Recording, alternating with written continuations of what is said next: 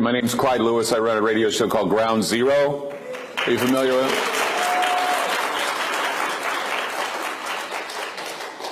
You know what's really amazing is that I have found that a lot of the time this year I've been talking about chemtrails.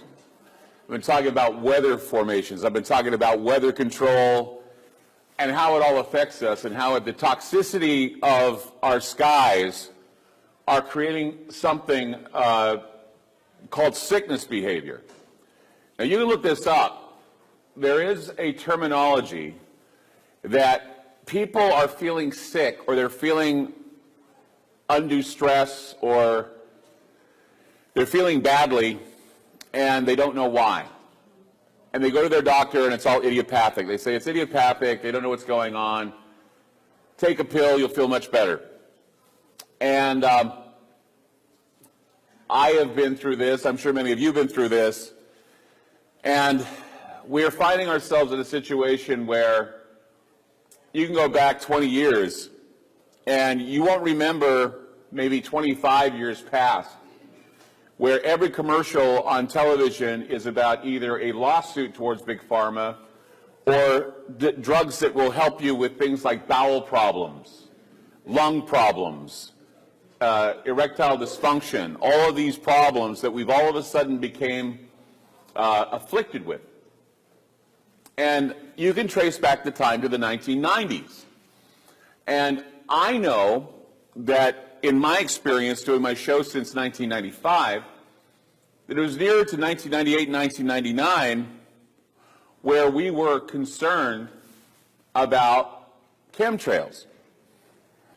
And it started off with the idea that people were getting flus whenever chemtrails would come over or they would act differently. And so there were speculations about mind control. There were speculations about how this affected all of us.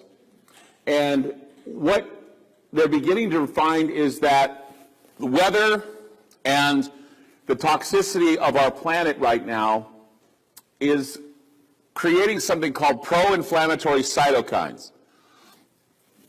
And what pro-inflammatory cytokines do is they actually create the feeling of malaise, the feeling of disease.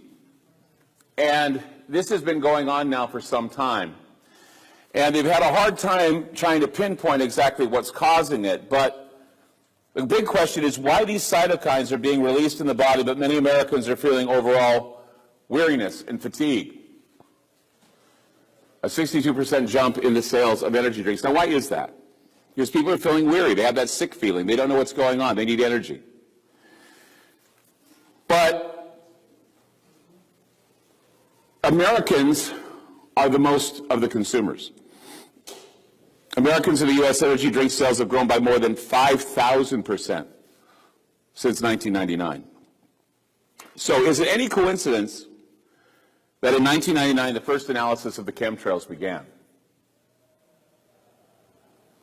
That's when it happened. In that year, I was first confronted with questions about aerosol testing that was carried out by planes at Hill Air Force Base in Utah. And what they were doing is they were spraying simulants in the air. Programs included unknown testing of biochemicals on the people of the United States. Some of these reports showed that citizens were sprayed with various chemicals resulting in dementia, miscarriages, impotence, headaches, neuralgia, herpes zoster, nausea, irritable bowel syndrome, birth defects, and low-grade fevers. By the year 2000, there was a great deal of money going into advertising of drugs that allegedly alleviated these very problems, from Prilosec to Viagra to specially modified over-the-counter medications for migraines. And these new miracle drugs were developed in the early 1980s, tested and prepared for approval, and many of these new drugs were developed allegedly to counteract the effects of an environmental accident that was caused by bioweapon open-air experimentation on the American people from the 1940s and another that took place prior to the declassified documents were released in 1977. There were times when they would drop toxic chemicals on a city to see if flu or any other diseases could take place. Through the U.S. Army Special Operations Command gave evidence of at least 3 covert techniques for attacking and poisoning crops and animal products that have been examined under field conditions. One of them included the deliberate spraying of neurotoxins on crops, cows, and sheep. Helicopters were fitted with spray tanks, and later C-130s were also fitted with tanks that would spray a chemical trail over a large area. Basically, there were modifications of strains of brucellosis, and they were made in order to spread it into enemy troops, but it would actually pass on to other populations. They knew how it would spread. They monitored the spreading during the Gulf War. The modifying of diseases is what they were putting out, modified diseases, and so the modifying of these diseases created a disabling bacterium that disappeared after the infection. Troops could be infected yet exhibited no signs of the bacteria when examined by a doctor. Bioengineers created a stealthy weapon. They extracted the active agent of brucellosis from the brucellosis bacteria, although the active agent in the mycoplasma would still be there. The bacteria have been discarded, and your blood tests will be negative even though you were infected with brucellosis mycoplasma. They go in and they say, we can't find anything wrong with you. But why am I tired, Doc? Who knows? When you're looking at these clandestine tests, they were conducted by the CIA. They were closely monitored by the National Institute of Health and the CDC. They were encouraged by what was seen in the skies. Look at what it's doing to people. Okay, Tamiflu was created to combat the symptoms of contrail toxin sickness. Once again, the pro-inflammatory cytokines cause depression. They just realized that pro-inflammatory cytokines cause depression. Lack of vitamin D causes depression. Most people in the United States right now are depressed. Most people are undiagnosed depressives. Okay? They haven't been diagnosed, but they know that something's wrong. They just can't put their finger on what's wrong with them. Now, you can pop a couple pills to see if that helps you, but what really helps you is knowing the nutritional value of what you're eating, and most of that is also being affected by the toxicity of the trails. Roundup, putting that in the body, it might cause cancer. But what it is that Monsanto, they hire scientists to basically sign off on science that they've created themselves. If Harvard or the CIA or NOAA or NASA is behind it, it's got to be good for you. It's got to be great. It's all for science. But see, science is all political now, if you quote Bill Nye the Science Dupe. Bill Nye the Science Lie. It's all political. It's all political. Yeah, you know what political science gives you? Eugenics. So check your telomeres, check your DNA, and check your vaccines.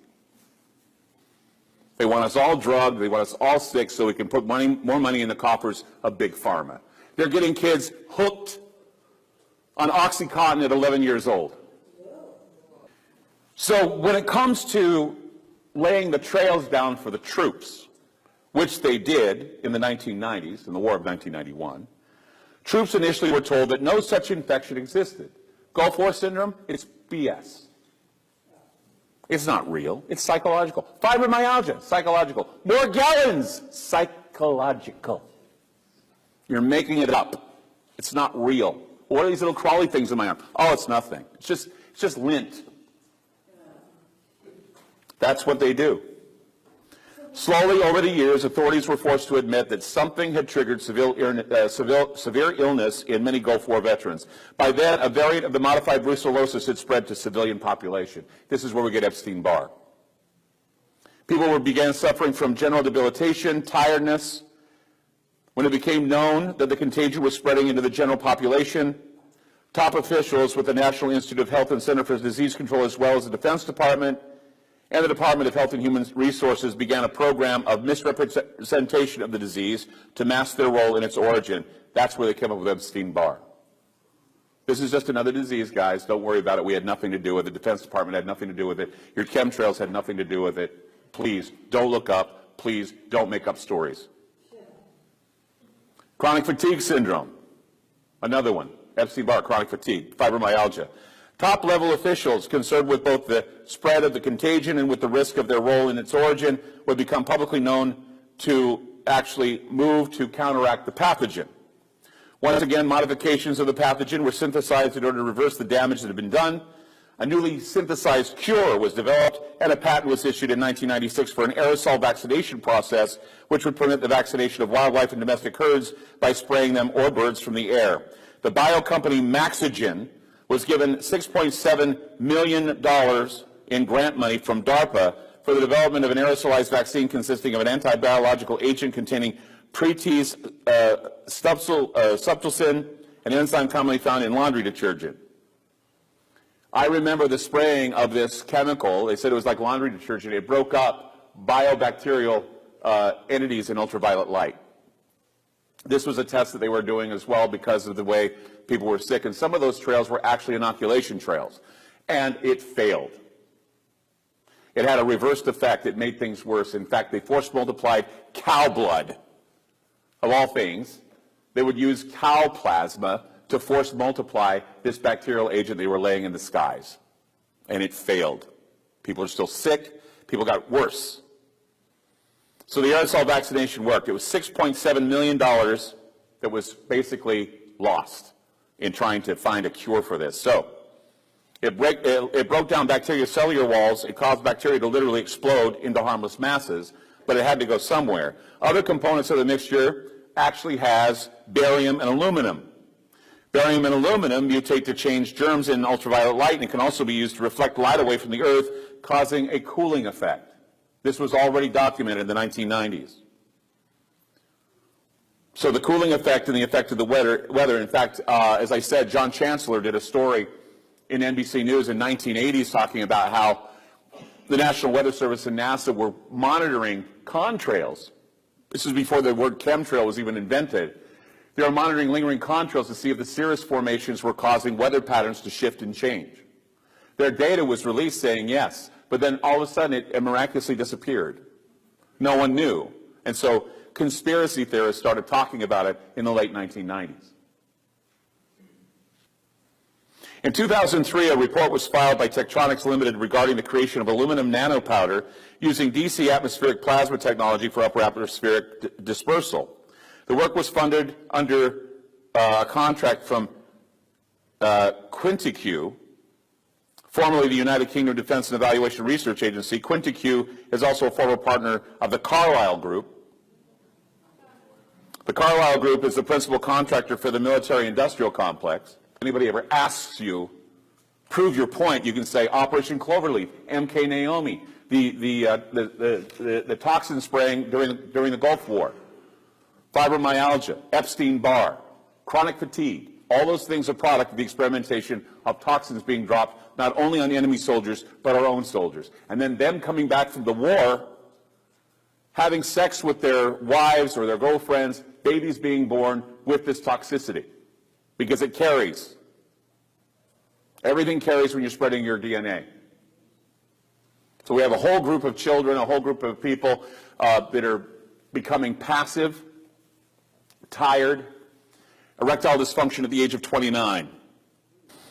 Operation Cloverleaf has been a modified atmospheric experimental program that has existed since the first Gulf War, which includes and is not limited to weather modification, military communications, space weapons development, ozone and global warming research, plus biological weaponry and aerial detection testing that uses aerosolized powders and modified agents to perform a multitude of tasks.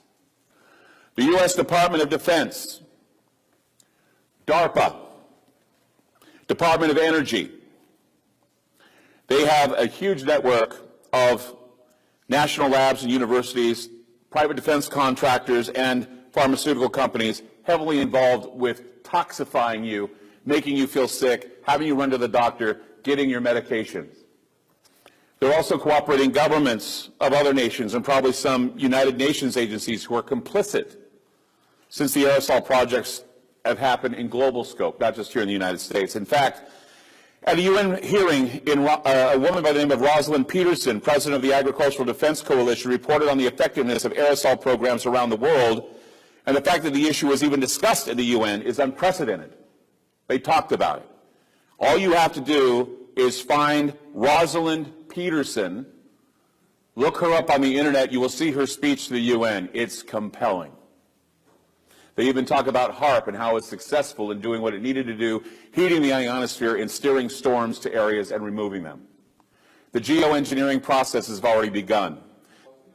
Others. Here's something from the summer of 2016. This is very close, very, this is like last summer. The Environmental Protection Agency formally declared that emissions from jet engines endanger the health of humans and the environment. They have even acknowledged their part in geoengineering.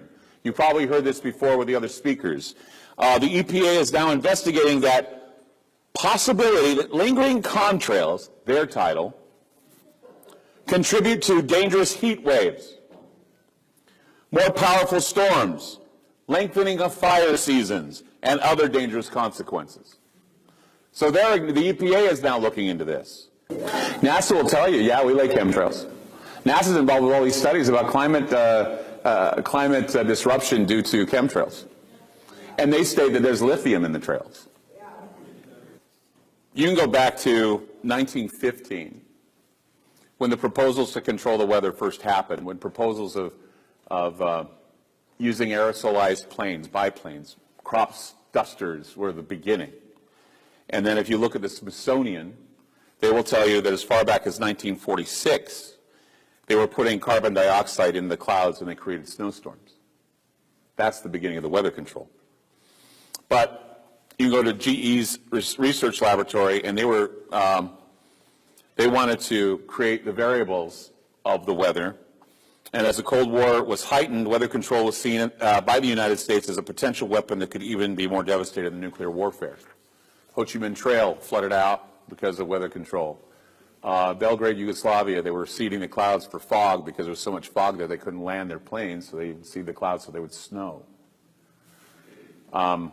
The Russians have their hands on weather control, which we cannot rule out that maybe some of these other trail situations are being carried about Russian companies with Russian ideas to ruin the wheat crop so that they can have the wheat crop. Wheat crop sold to Europe, wheat crop sold to the United States. We have to get our wheat crop from Russia. If we have bad apples, we get them from Chile. It's all part of the business. The agribusiness is basically you ruin one field, you can make money off another field. Weather warfare. And we hear it's not happening, but it is. So if anybody says, hey, that's a contrail, not a chemtrail, well, they all have chemicals and water vapor and all these things that make everything horrible for all of us. They can always back off and say, we didn't do it. You gave us consent to do it. It's for national security. What we need to stop doing is giving consent. I thank you for this opportunity to speak here today. I find it great that we're talking about this. As I say, dialogue is great. You can't be an innocent bystander by standing. You have to speak or you're accepting it all. Thank you so much.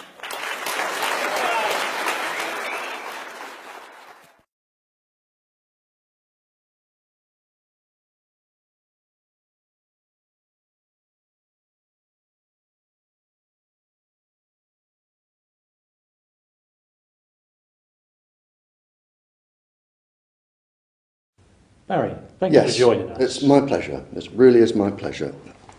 I understand you have a wealth of experience with microwaves. Can you begin by explaining to us how you began your career in microwave technology? Yes, of course.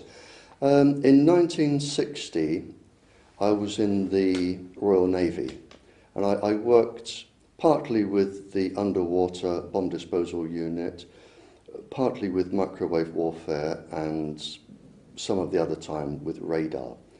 Microwaves were involved in all of those three different areas. So whilst I was in the Royal Navy, I trained in all aspects of microwave technology.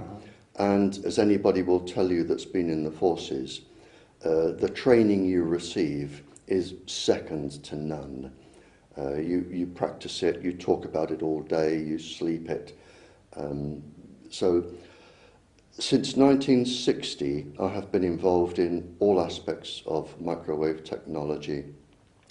After that, a part of my job, because I had microwave expertise, was to question captured spies during the Cold War, when Russia and America were within seconds of global nuclear war.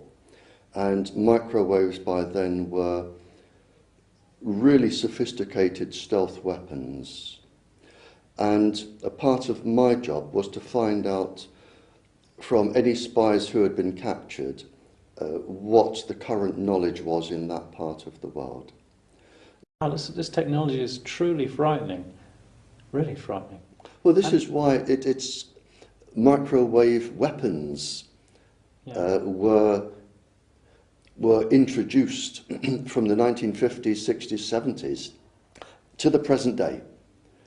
And this is another level of proof. They are so effective, if you're not in a hurry to get rid of somebody, they are so effective as a stealth weapon to beam somebody, and this has been done many times, and it's recorded.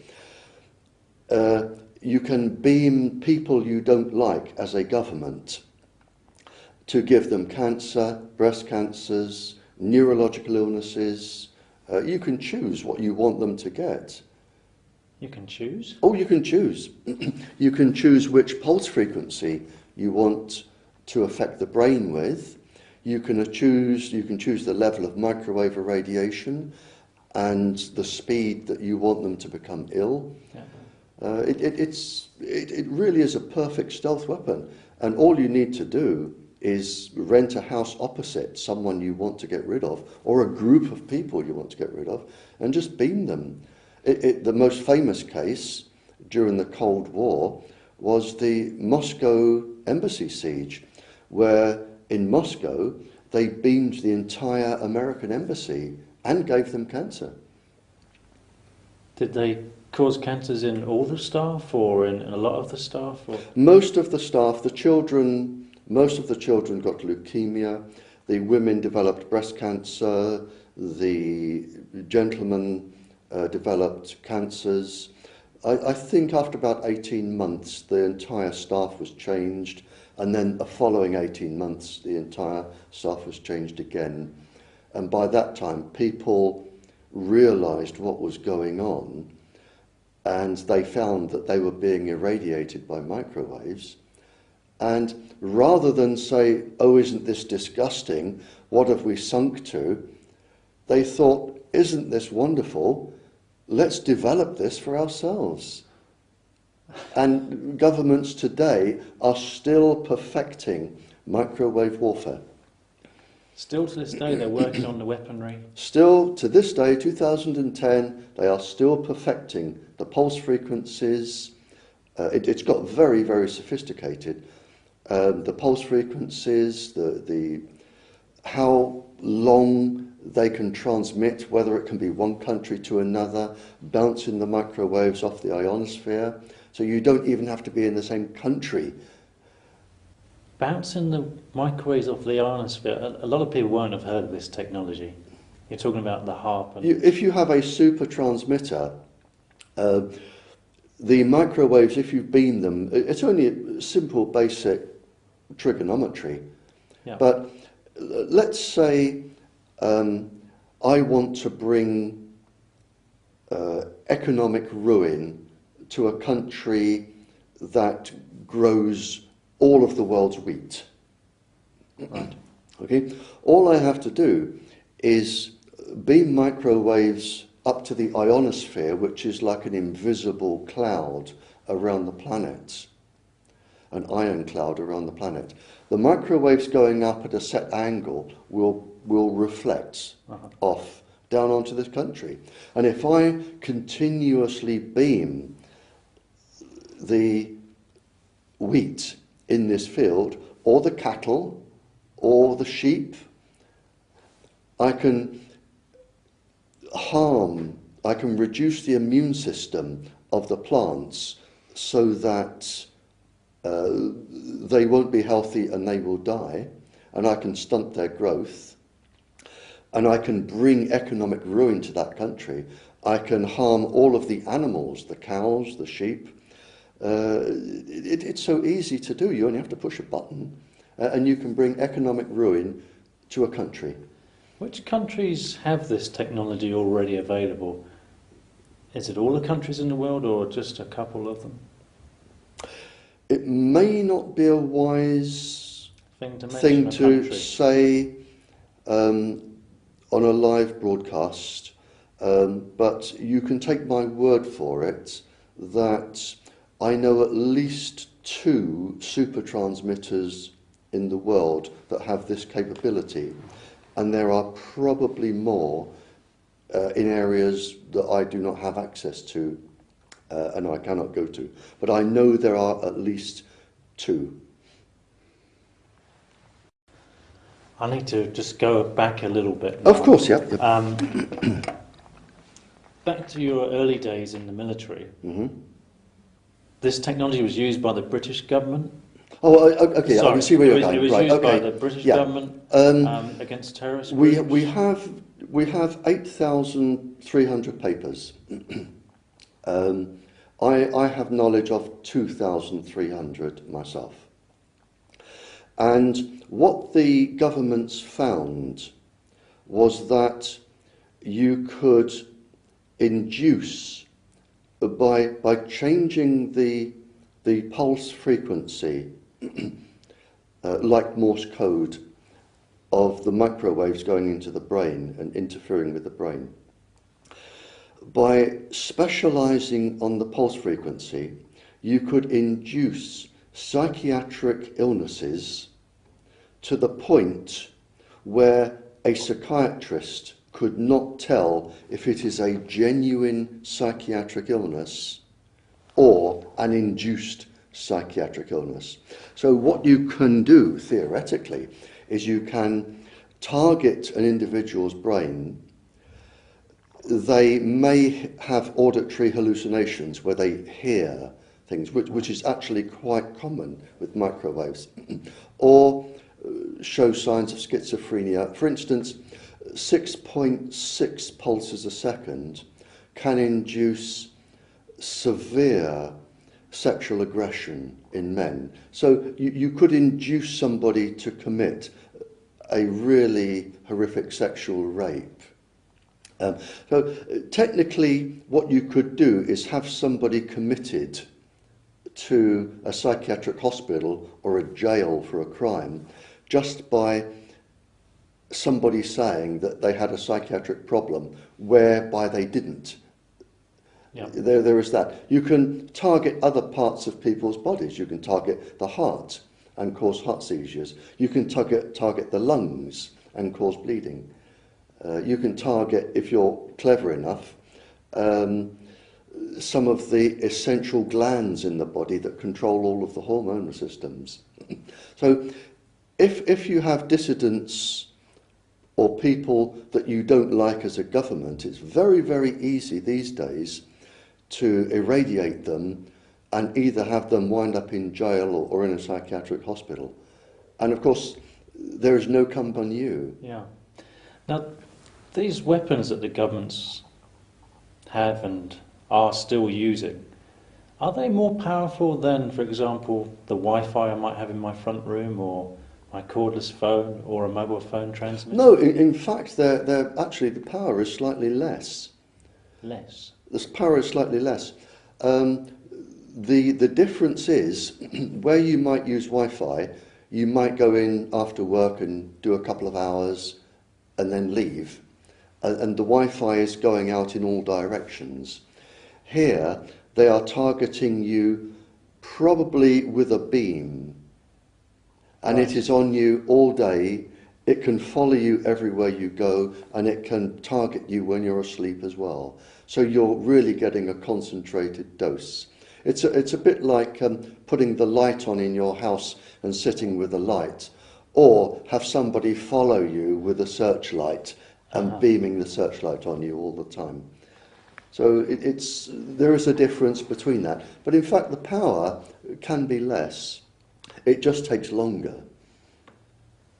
One specific paper from the government that lists all of the illnesses that you can get from microwave sickness, including severe neurological disorders. We have a government document that actually says this needs to be kept secret from the Western governments because it will affect the efficiency of the military, the weapons industry, and it will also affect industrial profit.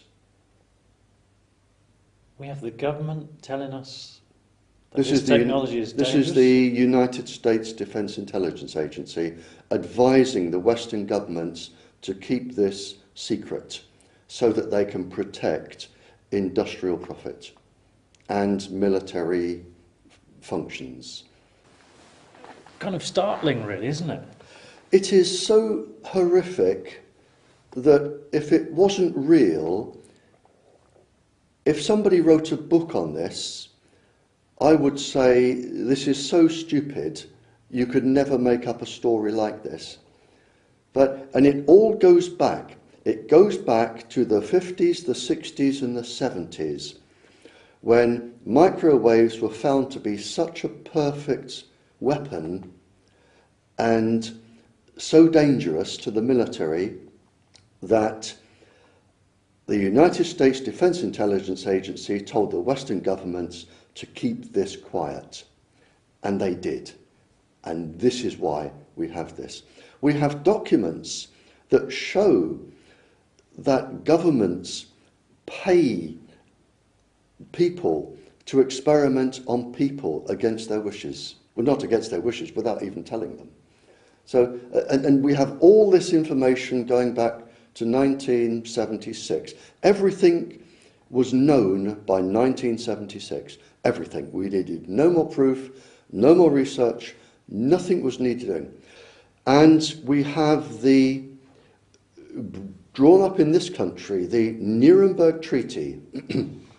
And the Nuremberg Treaty was signed by all of the nations of the world.